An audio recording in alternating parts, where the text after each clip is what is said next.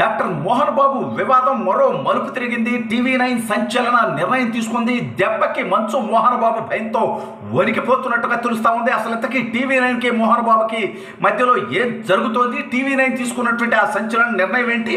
మోహన్ బాబు అంతగా వణికిపోయేటువంటి పరిస్థితి ఎందుకు వచ్చింది? అసలు ఇప్పుడు ఏం జరగబోతోంది అనేది ఈ వీడియోలో వివరించబోయే ముందుగా ఇప్పటి వరకు మన ఛానల్ సబ్స్క్రైబ్ చేయని వాళ్ళు ఖచ్చితంగా సబ్స్క్రైబ్ చేయండి. ఇక విషయానికి వస్తే టీవీ9 రిపోర్టర్పై మోహన్ బాబు గారు దాడి చేయటం మనందరం చూసాం. ఆ తర్వాత టీవీ9 ఏకంగా మనిషివా మోహన్ బాబు అని చెప్పి ఒక టైటిల్ కూడా పెట్టడం కూడా మనందరం చూసాం. అయితే గత కొద్ది రోజులుగా మోహన్ బాబు కుటుంబంలో జరుగుతున్నటువంటి వివాదం తన కుటుంబానికి సంబంధించినటువంటి అంశం. తన కుమారులకి మోహన్ బాబుకి జరుగుతున్నటువంటి వివాదం. అయితే దీంట్లో మీడియా తాళదూర్చి ఇంటి బయట నుంచి నువ్వు లైవ్ న్యూస్లు ఇచ్చుకో, ఏ పుకార్లైనా లేపుకో, అవి కూడా లేపకూడదు కుటుంబ వ్యవహారం అయినప్పటికీ టీవీ9 ఉండేటువంటి జిలా కూడా మనందరికీ తెలుసు. ఇది ఒక పోరంపోకు ఛానల్ అనేది కూడా మనందరికీ తెలుసు. ఇది ఒక పెయిడ్ ఛానల్ అనేది కూడా మనందరికీ తెలుసు. ఇది ఒక పేటీఎం జగన్మోహన్ రెడ్డి ఛానల్ అనేది కూడా మనందరికీ తెలుసు. ఇది ఒక కుల ఛానల్ అనేది కూడా మనందరికీ తెలుసు. అయితే ఇప్పుడు నేనేం మోహన్ బాబుని సమర్థించట్లేదు, కానీ మోహన్ బాబు నీచమైనటువంటి చరిత్ర కూడా మనకు తెలుసు. జగన్మోహన్ రెడ్డికి బంధువు, జగన్మోహన్ రెడ్డి అధికారంలోకి రావాలని విశ్వ ప్రయత్నాలు చేసి రోడ్ల మీద పడుకొని డ్రామాలు ఆడినటువంటి దౌర్భాగ్యం కూడా మనందరికీ తెలిసి అని మనకు తెలిసినాయి. అయితే ఇప్పుడు లేటెస్ట్ వ్యవహారం ఏంటంటే, ఎప్పుడైతే టీవీ9 రిపోర్టర్ని వాడు వెళ్ళి మోహన్ బాబు ఇంట్లోకి వెళ్ళి మొహాన మైగుపెట్టి ఏం జరిగిందంటే కొడుకుతో జరిగేటువంటి గొడవ గురించి తండ్రినా అదో పెద్ద గొప్ప సంఘటనలాగా ఏమైనా మీడియాకు చెప్పుకుంటాడో వచ్చి సిగ్గుడబల్యా ఏ టీవీ9 మోహన్ బాబు మాట అడిగాడు. వాస్తవంగా మోహన్ బాబు ఎదమైనప్పటికీ ఓ మాట అయితే కరెక్ట్గానే అడిగాడు. ఎవడు కుటుంబంలో ఉండవు,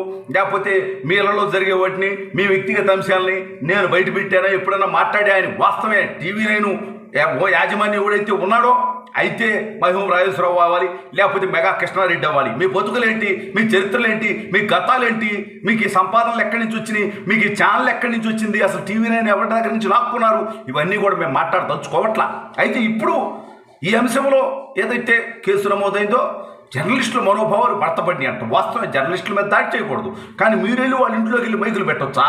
అతని ఇంటి ముందు కూర్చొని లైవ్లు పెట్టి ఏం జరుగుతోంది, దాడి జరిగింది, దాడి జరగలేదు, మీ ఇష్టం వచ్చినట్టు రకరకాల పుకార్లు లేపొచ్చా? ఇక్కడ మోహన్ బాబు అనేటువంటి వ్యక్తి బరాబర్ ఒక ఎదవే. మంచు విష్ణు అనేటువంటి వ్యక్తి ఏకంగా నాకు కూడా నోటీసు పంపించినటువంటి నీచపు చరిత్ర మంచు విష్ణు కూడా ఉంది.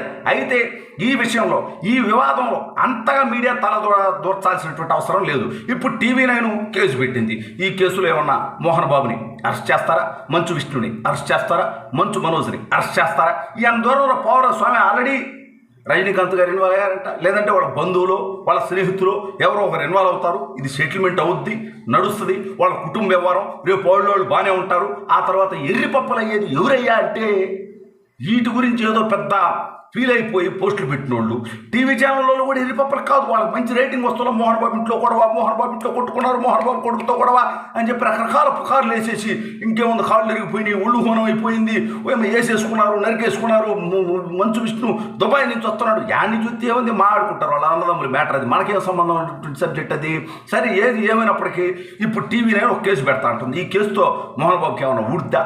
మోహన్ బాబు అనే వ్యక్తి పోరంబాబుకే బరాబర్ తన చరిత్రలో ఏదో పెద్ద క్రమశిక్షణ విధానం పద్ధతి అంటుంటాడు, కానీ తను ఎప్పుడు అది పాటించడు. వేదికల మీద కానీ, వేదికల కింద కానీ, వ్యక్తిగత జీవితంలో కానీ మోహన్ బాబు అనేటువంటి వ్యక్తి ఆ క్రమశిక్షణ పాటించడం మానేసి దాదాపు 15-20 ఏళ్ళు అయిందని చెప్పి మార్కెట్లో జనం చెప్పుకుంటూ ఉంటారు. బట్ అది అతని వ్యక్తిగత విషయం. అదేవిధంగా ఇప్పుడు జరుగుతున్నటువంటి వివాదం కూడా ఏదో దాని గురించి ఏదో పెద్ద న్యూస్ ఐటెం కాదు కాబట్టి నేను చెప్పను దేని గురించి వివాదం జరుగుతుందని. అది ఆస్తులు అవ్వచ్చు, వ్యక్తిగత కుటుంబ సమస్యలు అవ్వచ్చు, గొడవలు అవ్వచ్చు, అది అతని సమస్య.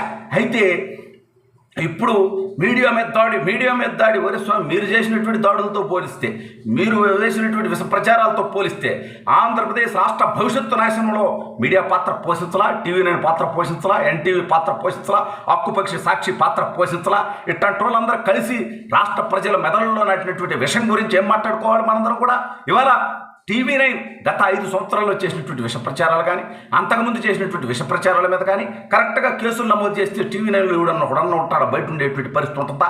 సరే ఏది ఏమైనప్పటికీ ఇప్పుడు టీవీ9 ఏదో కేసు పెట్టిందట. ఈ కేసుతో ఏమైనా అవుద్దా, ఏమైనా ఊడుద్దా? ఏమైనా జరుగుద్దా? మోహన్ బాబు ఏమైనా అరెస్ట్ అవుతాడా? బరాబర్ అరెస్ట్ కాడు. అదేవిధంగా మోహన్ బాబు ఏమైనా జైలుకు పోతాడా? అది కూడా ఏమి అవ్వదు.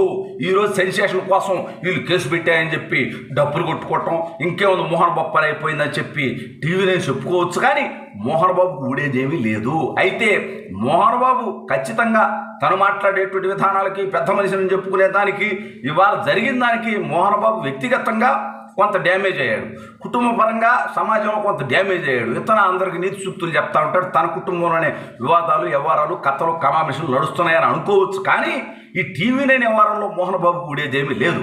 అయితే మోహన్ బాబు కూడా నేర్చుకోవాల్సింది ఏంటంటే అందరికీ నీతి సూక్తులు చెప్పేటువంటి మోహన్ బాబు తను ముందు తన ఇంట్లో ఉన్న వాళ్ళకి చెప్పుకుంటే, వాళ్ళందరూ ఫాలో అయి ఉంటే ఇవాళ మోహన్ బాబు గురించి మార్కెట్లో జనం మాట్లాడుకునేటువంటి పరిస్థితి ఉండేది కాదు. ఏది ఏమైనప్పటికీ మనిషివా మోహన్ బాబు అని చెప్పి మోహన్ బాబును అవమానపరిచారంటే అదేమీ లేదు. ఎందుకంటే గత కొన్ని సంవత్సరాలుగా ఈ యొక్క మనిషివా మోహన్ బాబు అనేటువంటి డైలాగు 2 తెలుగు రాష్ట్రాల్లో చాలా పాపులర్గా ఉంది.